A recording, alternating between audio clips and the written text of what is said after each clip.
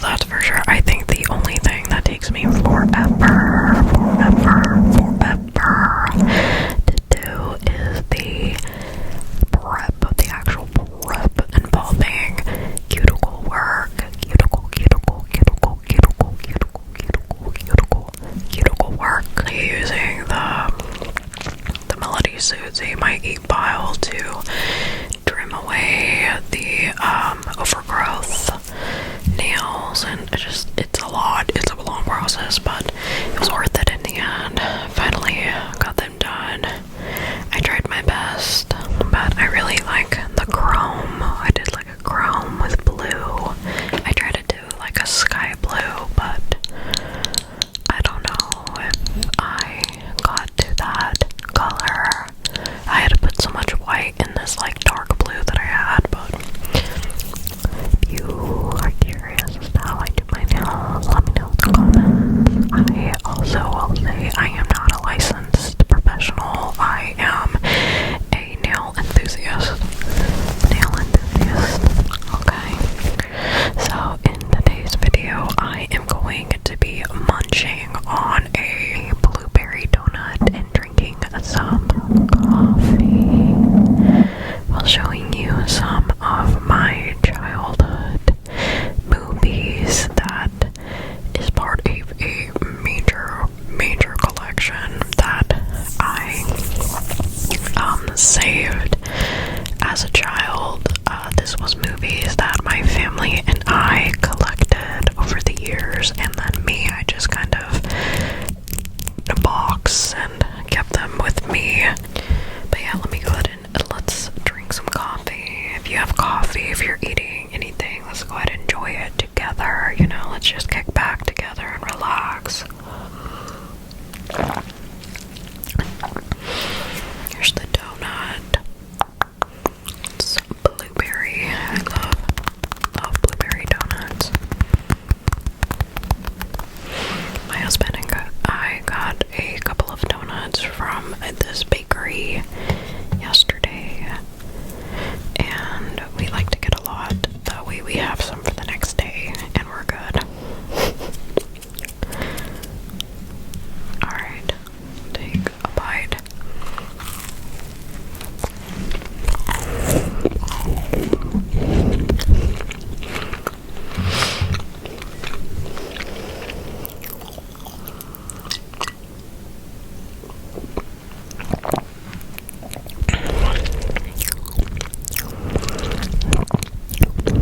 Okay, so the first movie that I grew up with is Sling Blade. So this is Sling Blade, and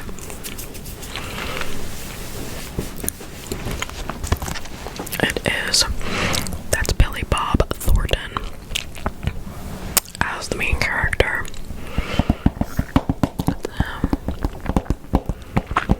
And he has an obsession for mustard, especially on biscuits. I'm gonna read the back of the movie, okay? Now, see for yourself the powerful motion picture applauded by critics and moviegoers alike. Written, directed, and starring Billy Bob Thornton. So, 25 years after committing an unthinkable crime, a quiet man named Carl Thornton, the character,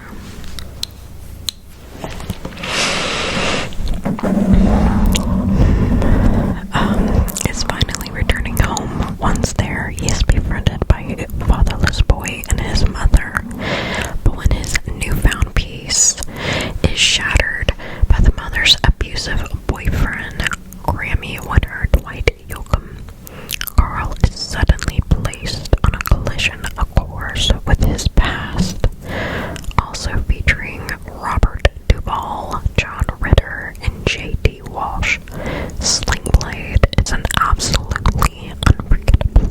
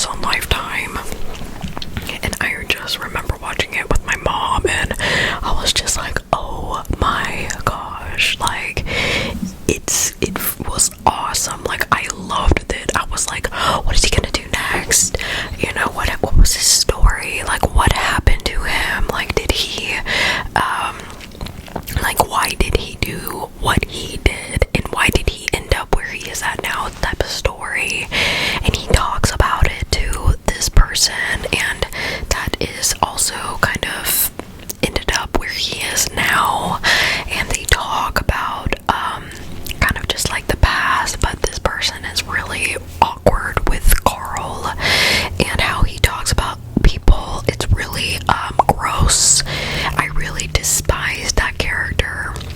But Carl is my favorite. He is awesome, and it's sad what happens to him, especially as a child. So, but that's just one of those kinds of movies, you know, it's a psychological, just kind of an emotional heart type of story. If you are into movies that have, that kind of, features to it, check it out. It's not for the faint of heart. There are some, disturbing moments in the movie, nothing like nasty or whatever, but it's just sad what happens. But just not for the faint of heart. Just a warning, okay? Just a little warning. But yeah, I did watch this when I was a kid, and I don't know, like I would say like maybe I was like 12 or 13, so yeah.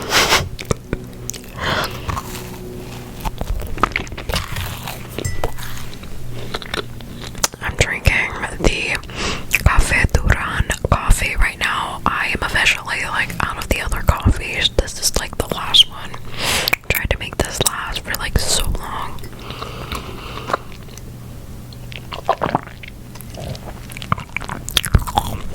Okay.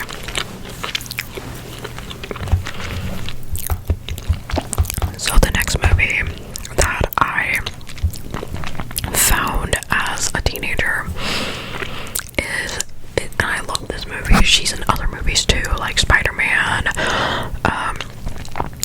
Interview with the Vampire.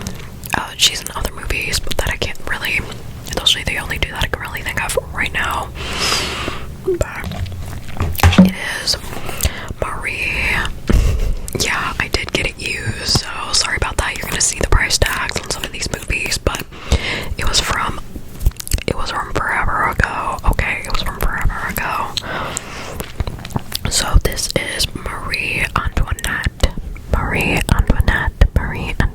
And Kirsten Dunst plays her. Kirsten Dunst plays her Marie Antoinette. So, and she was, you know, a historical figure. It's tragic what happened to her, but at the same time, it's also like a lot of things did not align with what was happening in France at the time. From what I can remember from history class, is that all of the money basically were depleted of their funds due to their funding of the United States for, I think, I don't know which war it was. So it became their downfall, where they invested too much instead of putting some money aside for their people, which they did not, what I can remember.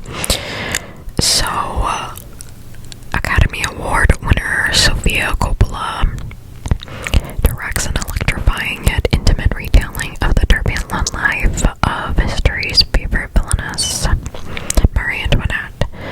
Kirsten Dunst portrays the ill-fated child princess who married Francis Young and indifferent King Louis, feeling isolated in a royal court rife with a scandal and intrigue. Marie Antoinette defied both royalty and commoner by living a rock star, which served only to seal her fate. And that's like one version of the story. People like to conspiracize that yes, she did not care about her people. She spent as much as she needed on whatever she wanted, and it became too much. Also, people have said that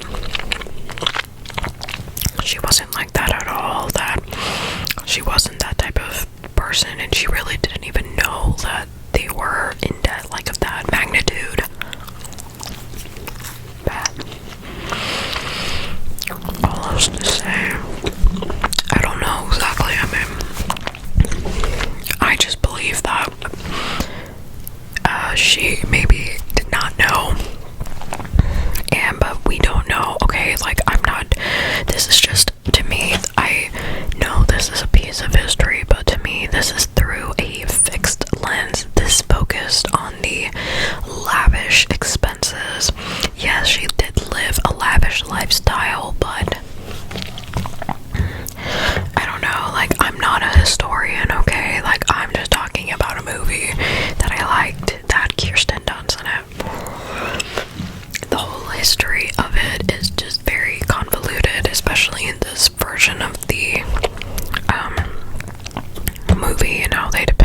course, historians telling of her. So, but if you're interested in her whole history, go ahead and just check her out. You know, make sure you find some good articles, trustworthy sources.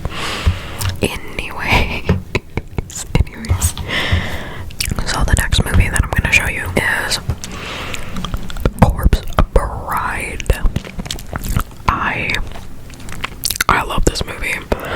Tim Burton's one of his masterpieces to me.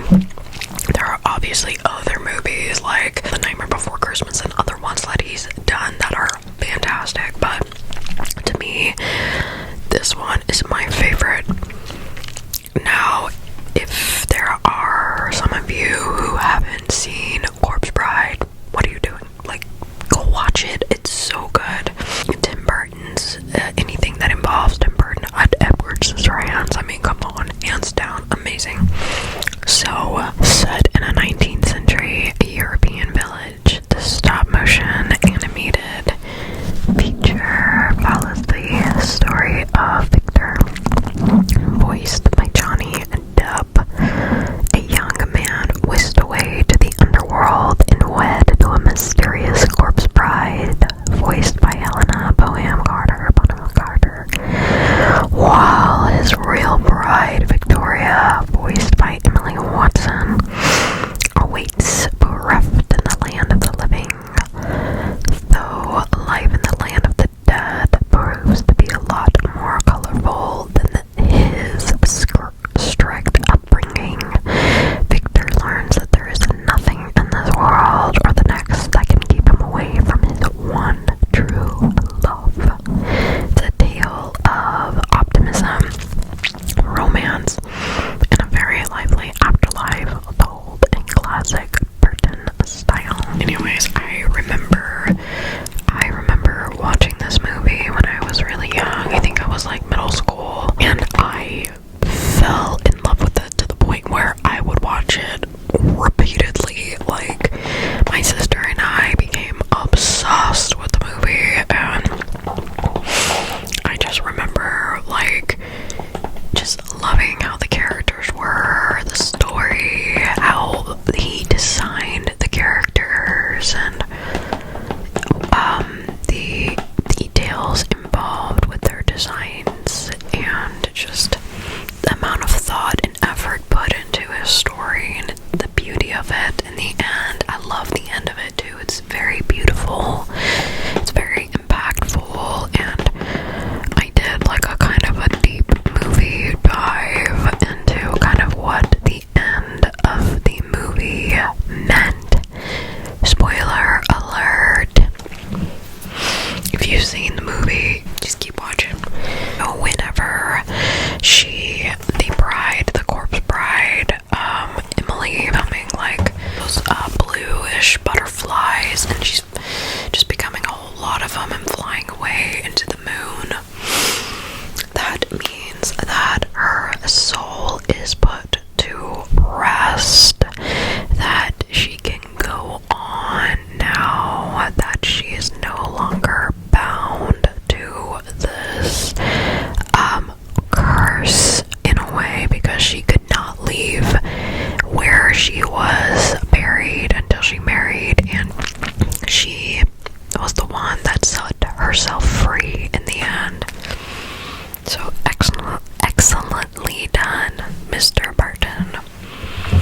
So the next movie, I haven't told you guys, but I do love superhero movies. Okay, I have a secret thing for superhero movies, but it kind of got like repetitive, you know, like with the same kind of story, backstory. It's just like, I don't know. But as a kid, the early 2000s, we had Daredevil with Ben Affleck, Elektra with Jennifer Garner, and of course, we had Hulk as Eric Bana, the OG, to me, OG Hulk. I know that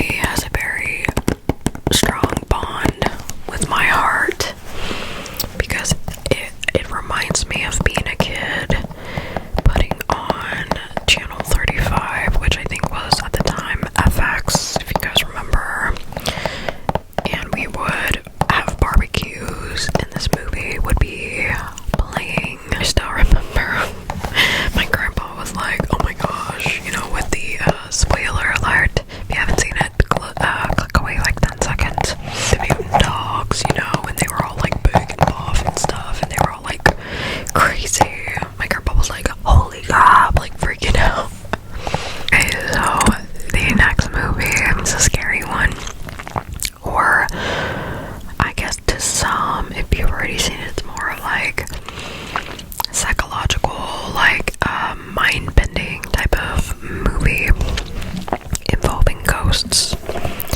And this movie, she had the star of this movie has been in many, many other movies that I'm sure you guys know. She's been in The Golden Compass. She's been in Bewitched. She's been in Bewitched. She's been in what other movie?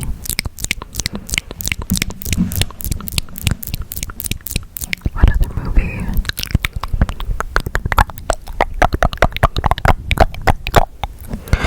Eyes Wide Shut, Moulin Rouge.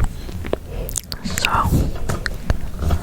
Nicole Kidman stars in this movie that I have, and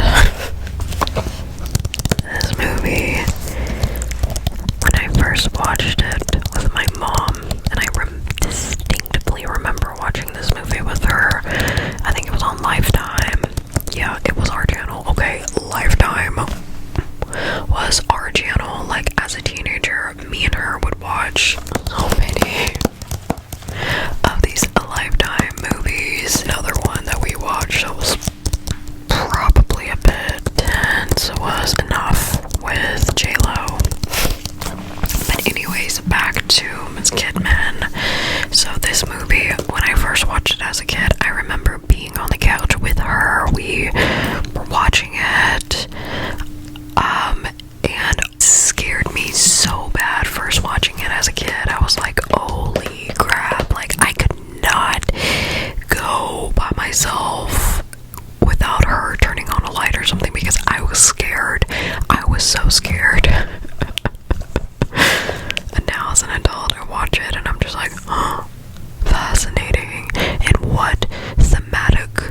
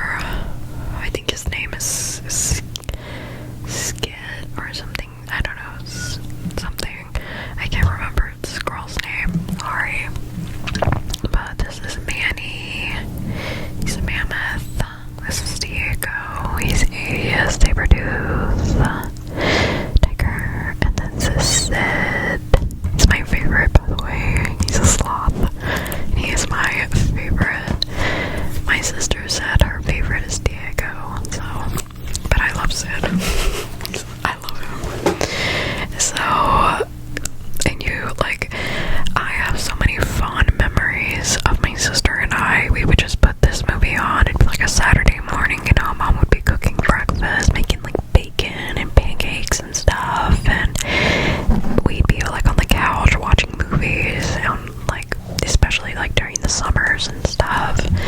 So we'd always put like Ice Age on, and it was always one of those movies, especially the song, the da da na na na na da da na na na da da.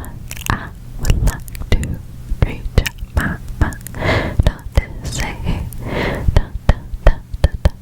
You know that song, and yeah, I just remember eating pancakes, and that song would be playing, and we'd be all chilling and happy, and it was a really good time. But this movie is hilarious, especially as an adult. You watch this movie and you're just like, oh my god, it's funny. It still gets me. So you never saw anything like this before. Relive the coolest comedy of all time in a whole new way with the super cool edition of Ice Age. Open it. Kind of matches my nails. It was like, yeah. Do you remember this? Here, I would just go like that, and there would be the second disc. Maybe the second disc right there. Matches my nails. There's Sid.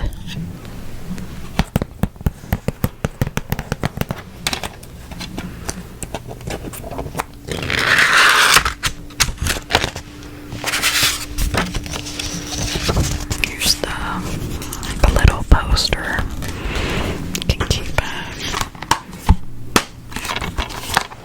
But mainly the story is about a unlikely trio go and try to go and return this lost baby who got separated from his family because of some saber-toothed tigers. It's a whole thing, but it's good. Like, the story's very good, well thought out. I love the characters, and it's funny. It's so funny. So definitely check it out if you want something kind of like lighthearted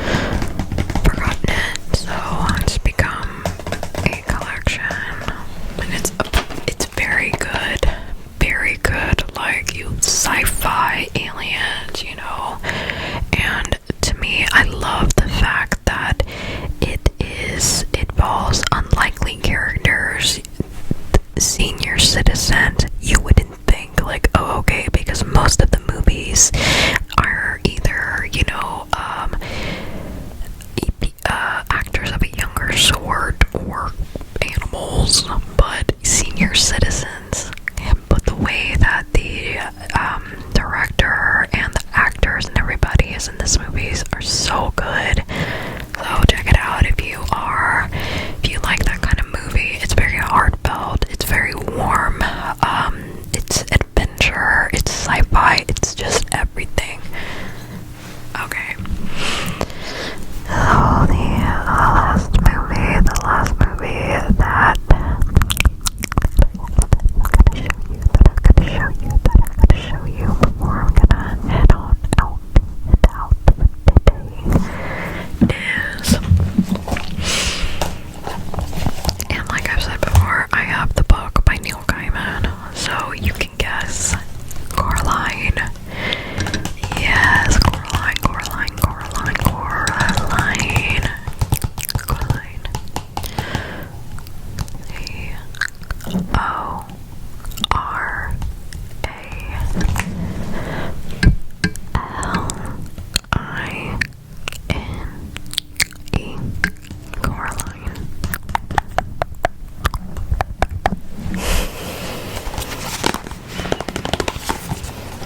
So, from Henry Selick, the director of Nightmare Before Christmas and James and the Giant Peach. Love that one. Comes a visually stunning stop-motion feature. Coraline Jones is bored in her new home until she finds a secret door that leads into a world that's just like her own, but better. But when this fantastical adventure turns dangerous, and her other mother tries to keep her forever, Coraline must count on her resourcefulness and bravery to get home. And these are just some little like snapshots of the movie, just like what it looks like. But I love how it's blue, matches my nails.